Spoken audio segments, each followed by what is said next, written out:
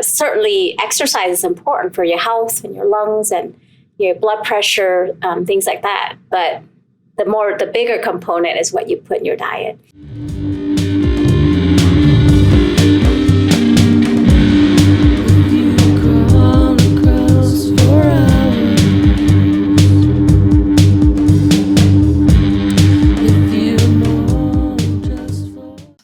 Hello, everyone. Welcome to the Dad Hat. On today's show, we have Katrina Nguyen, who has an inspiring American dream story about overcoming many odds to become a strong, independent woman she is today.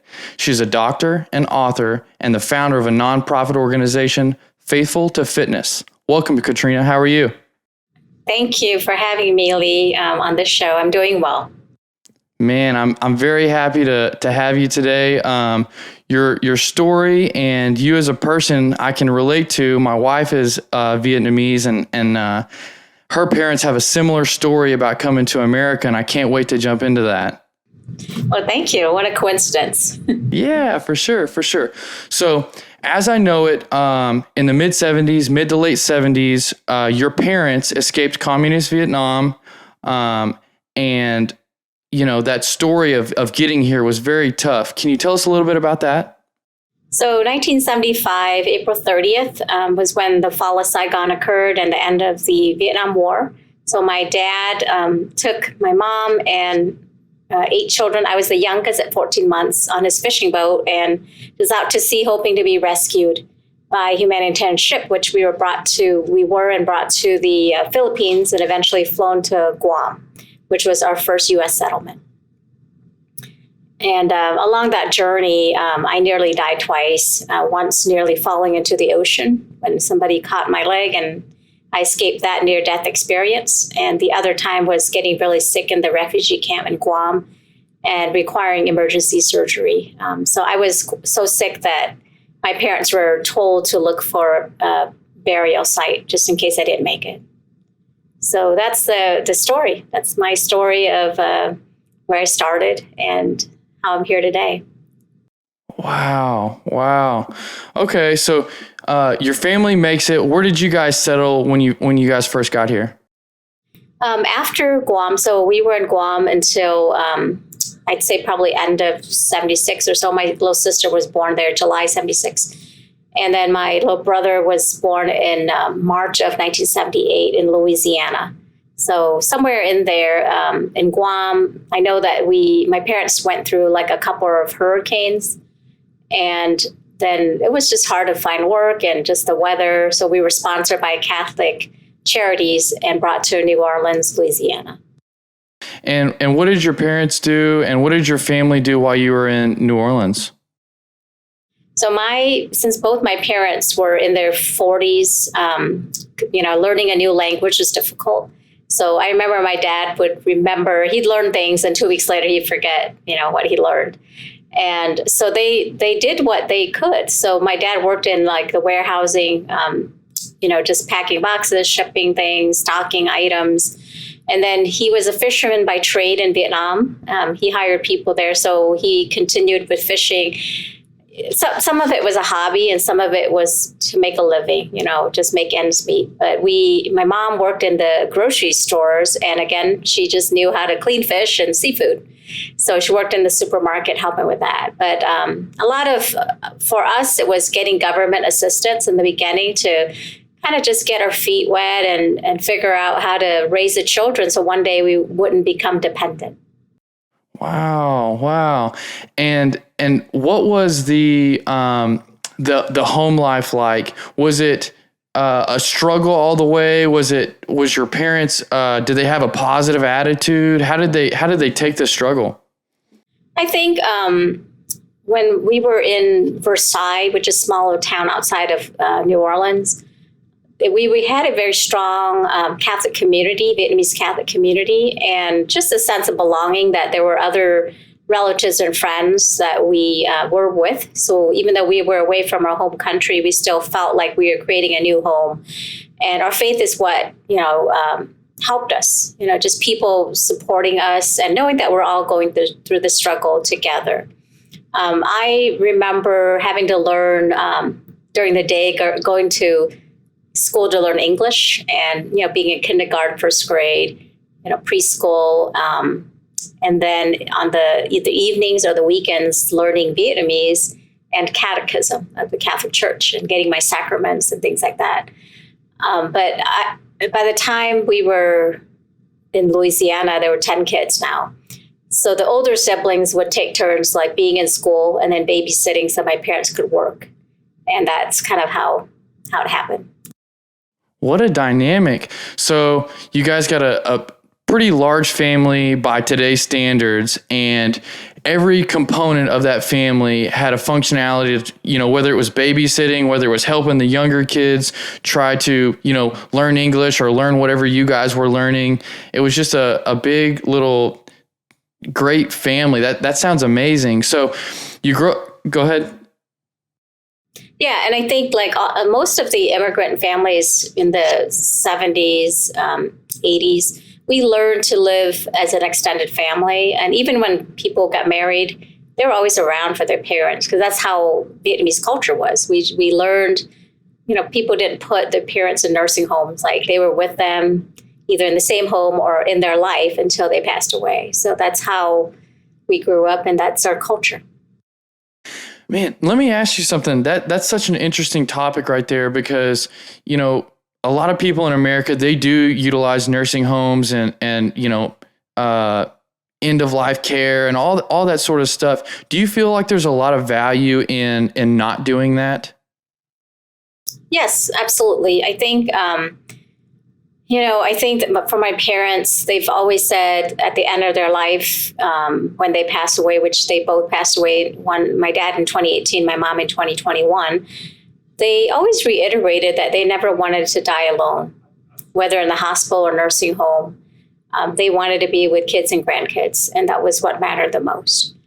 I think there's value in that because, you spend your whole life making memories with your parents, your grandparents.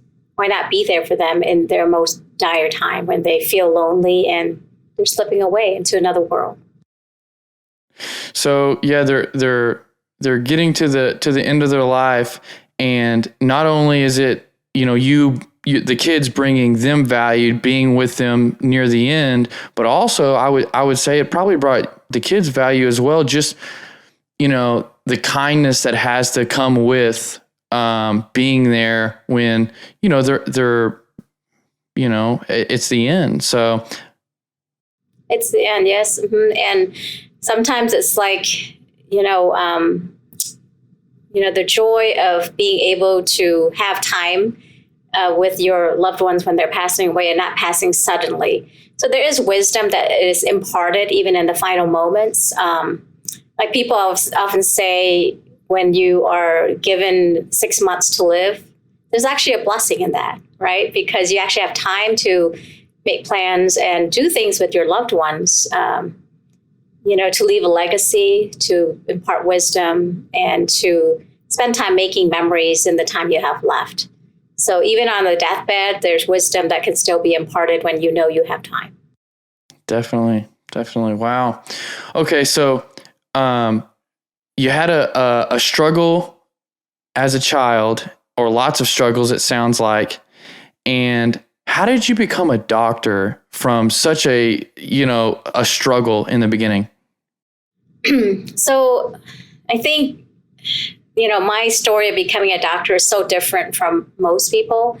A lot of my friends who became doctors or worked in healthcare, they had role models in their family, or they were told like, oh, their dad or mom's a doctor, they're going to be a doctor. They had no choice. With my family, my parents basically, when we came to America, they wanted us to focus on just getting an education. But there's also that balance, between male and female roles. And so for the males, there was not like, yes, you can go to school, but, you got to get married and stuff. But for the female role, it was like the expectation was you're going to get married, have kids. And that had to supersede the pursuing very high education. So we had to navigate that a lot. I really didn't discover my passion for medicine until third year of college, when I worked in the research lab and met an MD, PhD pathologist who's passed away now.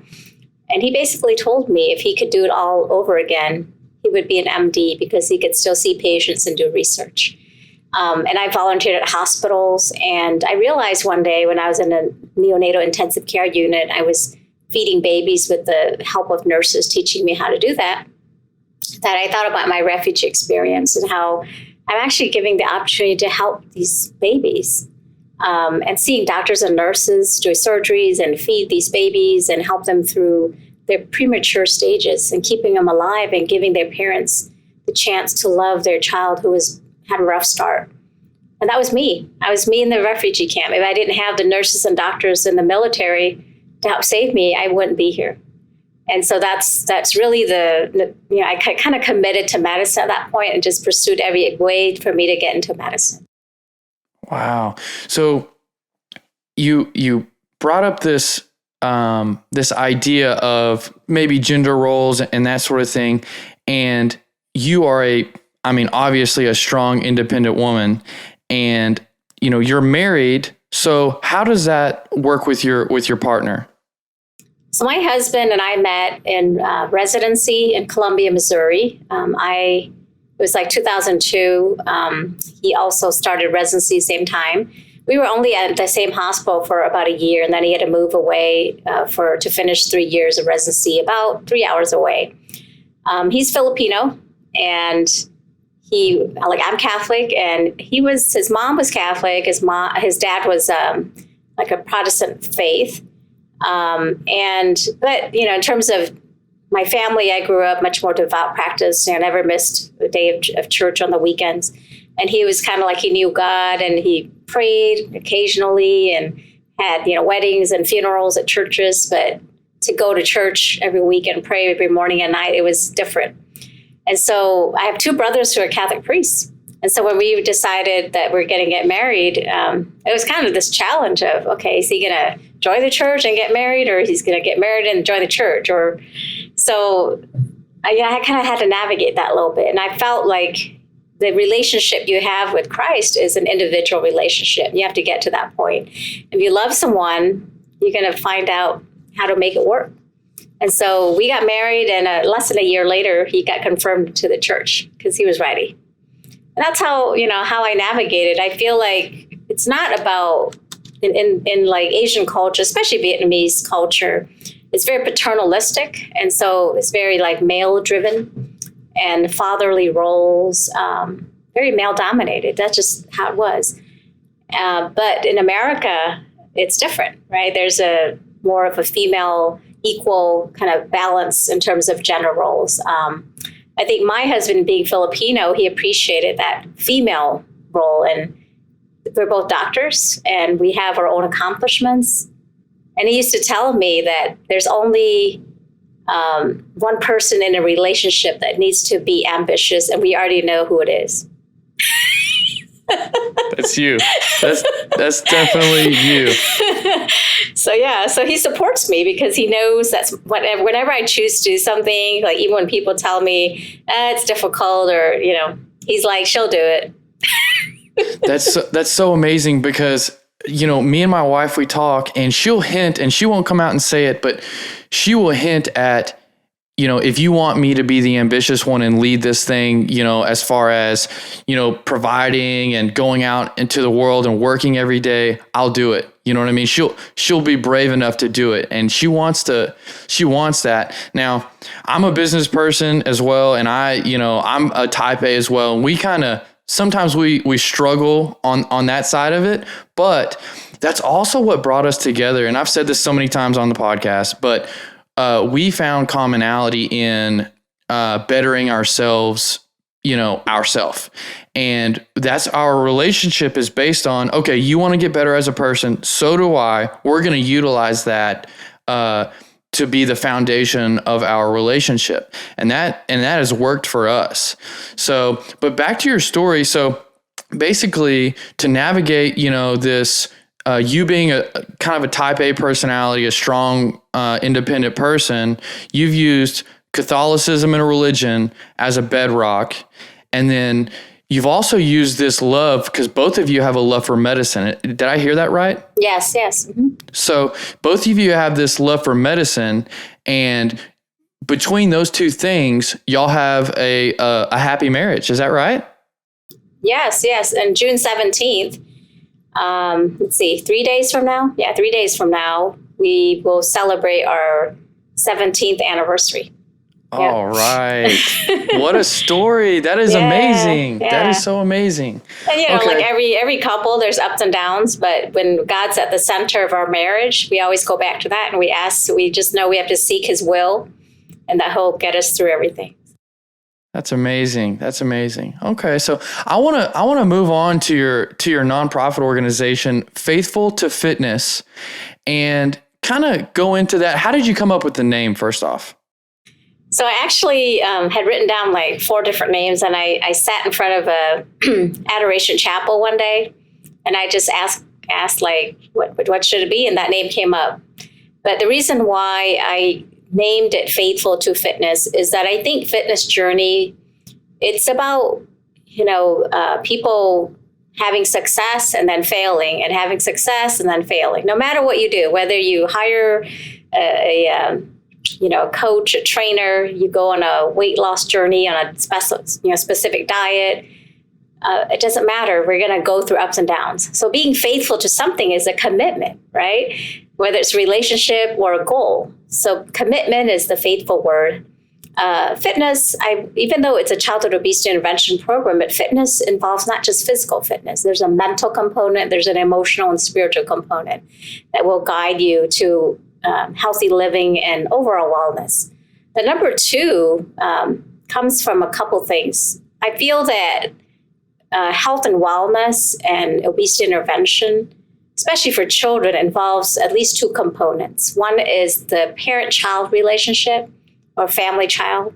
The second is doctor-patient relationship. The third is the family and the community. So if you're in a community that's surrounded by not so many healthy options, not so many, fresh fruits and farmers markets, not so many green spaces to walk and bike and things like that, that's affordable for families to join fitness programs together, that's going to affect how the community will be as far as health. And that's been shown. Like in 2011, they had a survey that showed in communities where there was lack of green space, the obesity prevalence was much higher compared to communities where there was more green space. Wow. Okay. So when you say green space, you mean like forested area where you can hike, walk, breathe cleaner air, all that sort of stuff. Is that right? Walking paths, biking paths. Yep. Mm-hmm. Yeah. Me and my wife, we love to hike.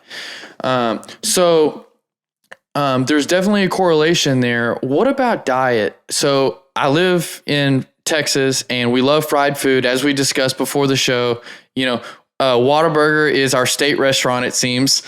And, I look around and sometimes it makes me worry. It's like, man, there's first off, lots of people that are, really, really overweight, and you can tell that they're, they don't feel well, but you also start to see lots of children that are overweight. So is it mostly diet? Is it mostly exercise? Can you how are we going to fix this? Well, I've spoken to several obesity experts who work with adults, and they seem to agree with me that about 90% of obesity intervention and it's just healthy living involves the diet. And it's only about 5 to 10% that involves physical fitness. But a lot of people spend time in the gym, right? Working out and doing all this. And then they really don't focus on eating well. And just think it makes sense, right? It's what you put in your body and calories you put. Certainly exercise is important for your health and your lungs and your blood pressure, things like that. But the bigger component is what you put in your diet. I think that it's important. We call it food deserts, right? So if you're not surrounded by grocery stores or farmers markets or farms just to have access to fresh fruits and you actually aren't exposed to it, it's harder to actually feel like you're going to try it and remember to actually eat it. There's nothing wrong with, having restaurants and fast foods, but that should be an occasional, not something every day. So I encourage, kids that I work with in my nonprofit. We never tell them you have to be on any special diet or join a weight loss program. What we encourage and educate them is about healthy eating, incorporating fruits and vegetables, more fiber, more water, drop the sugary beverages, watching the portion sizes, and then incorporating a family fun, physical activity like brisk walking, 30 to 60 minutes at least 3 times a week. And so for children, you work with children, whenever you tell them they can't do something, they're more likely to do it. And so it's more important to say, you should try to do this instead of telling them don't do something. And so, it's just a mental kind of a philosophy. The other thing I will say about diet and food exposures is in the past, we'll say for children, 8 to 12 exposures of a food is what usually it takes for a child to decide comfortably that whether they're going to eat a food or not for the rest of their life. Nowadays, it seems to be more closer to 30 times. And a lot of that has to do with overstimulation from electronics. And it's affecting the mind and what we see and how we interpret what we're seeing and what we're smelling and tasting and touching. So it's a sensory issue. So we encourage parents to never give up and say, the exposure is not necessarily the child's going to eat that. And exposure is just putting the food in front of them. And that's counted as an exposure. Yeah. Wow, that's amazing. And me and my wife, we have a 2.5-year-old boy, and the diet thing is something that we're struggling with. My wife does work in the food industry. She loves food. And we have noticed that his diet, he's 2.5 years old, his diet has, it's narrowing. He's like, oh, I don't want that. I don't want that. I don't want that. Good news is my wife and her family, they do love fruit. Every meal at her parents' house, my wife's parents' house, has fruit at the end of the meal, basically. And that's a great thing. So my son does eat fruit. But what you just said about the exposure, it was kind of a light bulb for me, because that makes perfect sense. He loves fruit. Like I just said, he has the fruit available to him at the end of almost every meal, at home at least. And he loves fruit. So that is such a great tip. So exposure, even if they don't eat it every time, is still important and good. Mm-hmm. And put it on their plate, put it in front of them, put it at the dinner table, just right in front of them.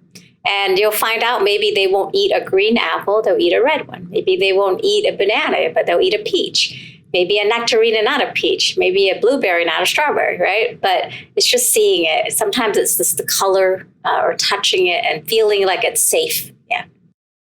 Okay, that is awesome. Thank you so much for that. So my son, he definitely has the fruit thing going for him. He's going to eat fruit. We already know that. What about, the fiber and the veggies? Is there any veggies that is common through kids or for kids that they will eat it, they like it more? Is there any that you know of? Well, the ones that I have, because I do like meal prep classes for the kids in my program and the parents. And what we found is if you incorporate something a child likes with something they've never tried, they will tend to eventually take it. Let me give you an example. Like this weekend, we did a meal prep class, and we gave the families an opportunity to choose like a seasoning packet from a company called Epicure. And one of the packets is mac and cheese. But it's like no preservatives, no dyes, gluten-free, no colors, anything. It's a special kind of mac and cheese powder. And the girl that I was working with, she loves mac and cheese. But mom went home, she took a picture, she made butternut squash that was roasted. Instead of noodles, she put the mac and cheese seasoning on the butternut squash. And the girl ate it. And she would have never eaten the butternut squash except that there was mac and cheese sauce in it. Oh, so that's a win. So that's an example. Another one is like trying to get healthier. So for example, a 3-bean salad, right? If I gave a kid like, here, eat some raw green beans, like, no, I'm not eating no green beans. But we combine 3 different colored beans. So we put a wax yellow bean, a green bean, and a dark red bean. And so the kids are like, oh, I like chili, so I eat the dark red beans. Oh, but it's with like green beans. And you know what? Maybe it's okay. So I make like a dressing, like a salad dressing, kind of a vinaigrette. And then I put some mustard in it and I sprinkle it over, let it sit for 2 hours in the fridge to go home. Parents like they ate it all. Wow. And this has happened like since 2017. We've used that 3-bean salad in the meal prep and we let them to take it home. And I've never heard back from any parent where the kid didn't eat it. And it's because they like the dressing of the tartness. It kind of cuts on the starchiness of the beans, which some kids may not like. We also find that eating certain vegetables depends on the texture. So for instance, they may not like a very soft, mushy texture of a vegetable, but they may like it raw and crunchy. Some kids may not like the crunchy. They might like it steamed or boiled or roasted or maybe a little breaded and air fried or on the grill. So, finding out like how they like the vegetable, they may not like it the way you're presenting it to them. So you got to figure out. So they may like French fries. Let's make it carrot French fries, right? Or zucchini fries with a little Parmesan on top or a little mozzarella, right? So it's combining ingredients that they considered safe because they love it to something that they would try that is new. And it's just seeing it in a different way. Yeah. That's amazing. So on one side of this, you've been talking about meal prepping quite a bit. Is that something that how did that start? How did you get into meal prepping? Was that due to the organization? How did that come about? So before I started my nonprofit in 2014, I actually started the first childhood obesity intervention program in Augusta, Georgia in 2012. And it was partly funded by the American Academy of Pediatrics. We had to apply for a grant, and they only issue about 60 to 70 grants nationwide per year. And we got one of them for $3,000. So I kind of partnered. I took it outside of the hospital, and I partnered with different businesses like, grocery stores, and then in particular, like companies and chefs. And this one company called Wild Tree that we used to work with, they had the concept of freezer meals. They said, if we take time at least one day a week to meal prep, which is the most difficult part of cooking, cutting everything up, taking time to do all that. If we do that, we're going to be more successful of having a meal that we're making and eating with our family every day instead of going through the drive-thru or going to a restaurant. And so I took that concept and I basically, anytime I work with any new company or chef or any culinary expert, we continue to use that. And parents love it because they said it's difficult to come home from work and picking up the kids from school to go, let me go in the kitchen, cut everything up and defrost this and this. If you have everything already in a bag and you've labeled it, all you got to do is either throw it in the crock pot, throw it in the oven or in the pan, and 30 minutes later we have a meal. And it works for me and my husband. We're both doctors, so we love that concept. And we said if it works for us as doctors who are busy, it should help parents. The other thing that it's cool is that the kids get to be part of the meal prepping because they have that time. That one day a week they can work with mom or dad to make that meal prepping fun. They get to actually pick what meals they make and what vegetables or what meats or other proteins that they're willing to incorporate into the meal that they're making together. And then you sit down and eat together, right? And you're not eating in front of the TV. You're not having your phone around. You're not distracted. So you have a set amount of time that you're spending together to meal prep and also eating together. That's quite amazing. That's going to work for us too, because like I said, we're both, me and my wife, we're both pretty strong. We work a lot, you know what I mean?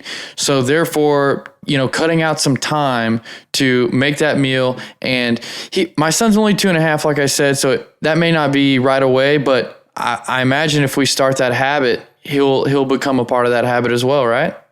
Yeah. And I think, for instance, if he gets to maybe he's not cutting vegetables right now, but if he gets to touch the vegetables, smell it, taste it, maybe you cut something, you dip it to something, have him taste it, that's an exposure, right? So you're starting young and their mind and it's kind of making that connection to, I ate this, it's okay, I could swallow it, not going to hurt. I didn't throw up. I didn't have belly pain, right? So those are the things that they learn very early. Yeah. Okay, so I gotta ask, how did you come to this notion of exposure and like touching and feeling of things? Because it's kind of silly. I definitely should have thought about this because my son loves to pick up and touch everything. But how'd you correlate that with food? Well, I work with a lot of children as a PGI who struggle with picky eating, especially children who have autism. And I work with babies who were born premature. And so they have feeding challenges, right? Starting from breastfeeding, bottle feeding, baby food, trying different textures, having delayed introduction of food because of their developmental delay as a premature baby. I work with feeding therapists, speech therapists, and these are the things we learn from each other, right? We learn from our the parents, we learn from our patients at different stages of development. But certainly, even in children who were not born premature, but they struggle with food sensitivity and pickiness. This is where we figured out. Parents teach us, right? Parents said, after the 10th time, he finally ate that one little bite, and we're like, success. And same thing, like working with the feeding therapists and identifying, is it a swallowing problem? Are they aspirating into their lungs? Do we have to thicken that food? Do we have to cut it smaller? Do we have to take the skin off and then eventually put some skin on it and eventually don't have to take any skin off of that vegetable? So those are the things, and that's how I learned. Wow, that's amazing. So how would one, this may be a silly question, but how does one know if your child has food sensitivity? I'll say this. I had a Sprite not too long ago, and my son thought it was water. And my son drinks tons of water. Water and milk is his, two beverages that he goes to. But he thought it was water. He drank some Sprite, and it was it was just this reaction it almost was painful. It looked like. Is that a sign of food sensitivity, or how does that work? Well, when it comes to sodas, the reaction may be a couple things. One, depending on the soda, the acidity in the soda, like Coke, for instance. Very acidic, the carbonation in the soda. So the carbonation, kind of bubbliness that goes down the esophagus into the stomach, is more likely what he's reacting to if it's pretty immediate. So that's not truly a sensitivity, but sensitivity may be more things like to dyes, like red dye. So they may develop a rash. There may be other sensitivities that are more GI tract, like vomiting or diarrhea or abdominal pain. And some reactions may be immediate, like allergic reactions, like rash, trouble breathing, wheezing. And others may be more delayed, like abdominal pain or diarrhea, like lactose intolerance or gluten problems, or peanut allergy, milk allergy, soy allergy, nut allergy, things like that. So it's sorting out that, working with like an allergist, GI, maybe dermatology, to identify those challenges. I gotcha. Okay. Mm-hmm. So I already know he has a peanut allergy. That's, we knew that from basically the beginning, but he has recently what I've been calling like sweat bumps on his legs and on his back a little bit. And for me, when I would have those, it was because I was sweating a lot. I could tell, I could correlate that too. But I'm not sure he's sweating a bunch at all, and he's getting a similar bump. Could that be from food? Is that possible? I think the best way is to kind of do a food journal in terms of exposure, and then how soon after the exposure do you notice those symptoms. And if it's consistently there, then you would see the allergist for testing. Like I've had, blood and skin testing, and the allergist can tell you whether it's like a true allergy or not. And then with the peanut allergy, in the past, we'd always talk about avoiding peanut exposure if you have peanut allergy, but more and more studies and recommendations recently coming from Europe is if you work with an allergist and you have a peanut allergy or family history of peanut allergy, the earlier exposure may actually reduce your risk of peanut allergy in the future, but you have to have it supervised with the allergist. Mm-hmm. Like something like lifelong peanut allergy, which is what usually happens. But if you do work with an allergist early, the risk of having that lifelong peanut allergy may be reduced with earlier exposure. All right. So earlier we spoke a little bit about you and your husband and that relationship and everything. We've also talked about diet quite a bit, which is something new to this show. Thank you so much for that. You're welcome. I love it. Yeah. So another theme for you is generosity and giving and helping others. Where did that come from for you? So I always say there's sort of a couple of reasons that I'm passionate about that. One is my family's refugee experience, right? My dad and mom having everything as in his fishing industry, and then coming here after the war and learning like how to speak a new language and having nothing, and trying to be dependent on the help and the mercy of other people. So we've been there. I grew up, not getting what I wanted. I got what I needed. Whenever I look at children and single moms and families that are struggling with poverty, I find ways to make a difference. Maybe I can't change the world. I can't make a difference in the entire world, but I can change the world for that one person just by one act of kindness. And so that's one reason. The other thing is the story I told earlier about how I had what, I call 2 near-death experiences witnessed by other people. So I look at it as God giving me, those were second chances. So why did I have second chances? So I can go and be a blessing and give other people second chances. So that's my passion. And that's why I wrote my book, Live to Give, and published in 2020. And I speak a lot about that. In fact, this Saturday, a few days from now, that's what I'm being invited to do a live event for, is to share my passion behind the book, behind my forming and my nonprofit, and what drives me to help people without judging, right? We've been there. We've all have situations where we're all just one paycheck away from being homeless. That's how I look at it. We don't think of it that way. But, we are one paycheck away. We could have one illness. We could have one family member who's ill, one accident, right? One job loss, it doesn't matter. But that's how I look at everything, no matter how rich or how poor you are. That can happen. Yes, definitely. So this live event, is it going to be streamed somewhere, recorded somewhere where other people can watch? Do you know? It's a private event, actually. Oh, okay. Yeah. Okay. So it's here in Northern Illinois. And I happened to do a book signing a couple weeks ago. And then one of the people who were in charge of the event asked me, have you ever spoken about this book? I'm like, I do podcasts. And how about a live event? Can you come speak at our live event? Sure. So I was pretty excited about that. Yeah. That's amazing. That's amazing. Well, you have an amazing story. You brought some great education to me and hopefully the people listening. Thank you so much for being on the Dad Hat, Katrina. Thank you.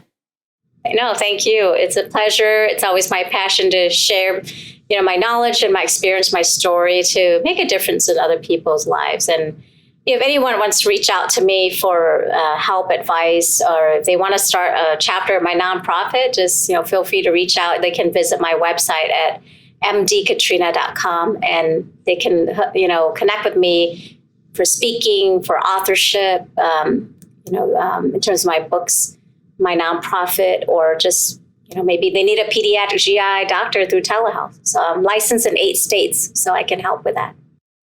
That's amazing. All of those links will be in the description as well. Thank you for listening to the Dad Hat. Thank you.